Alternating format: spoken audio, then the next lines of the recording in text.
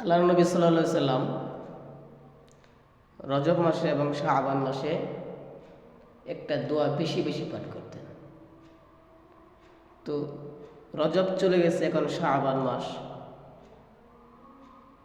এই মাসেও তিনি এই দোয়াটা বেশি বেশি পাঠ করতেন। আল্লাহুম্মা বারিক লানা ফি রজব ওয়া শাবান ওয়া বাল্লিগনা রমাদান, এই দোয়াটা তিনি পাঠ করতেন। তো আপনারাও বেশি বেশি পাঠ করার চিন্তা করবেন, বেশি বেশি ফিকির করবেন, বেশি বেশি জিকির করবেন।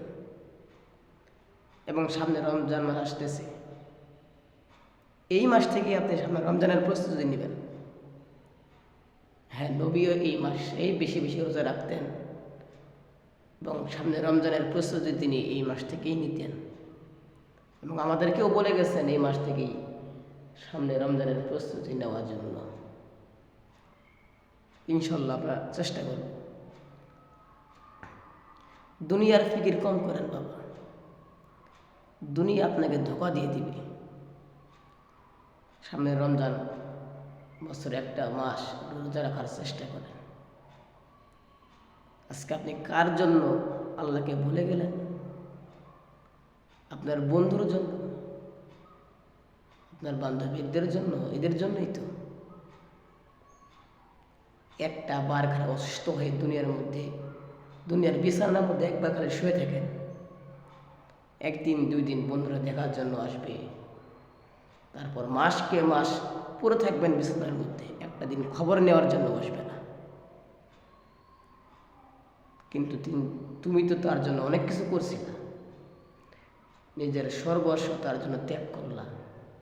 এখন তুমি অসুস্থ হয়ে বেডের মধ্যে পড়ে আছো, তোমার খবর নেওয়ার লোক নেই। এটাই দুনিয়া এরকমই। দুনিয়াতে কখনো কারো বিশ্বাস পাওয়া যায় না। আজকে তোমার সাথে ভালো ব্যবহার করতেছে, কালকে তোমার টাকা ফুরিয়ে যাবে, তোমাকেও ভুলে যাবে। হ্যাঁ, দুনিয়াটা এরকমই। এই জন্যই বলি বাপ ও যুবক, কয়দিন আর দুনিয়ায় ধোকায় করবা? এবার একটু আল্লাহকে স্মরণ করো।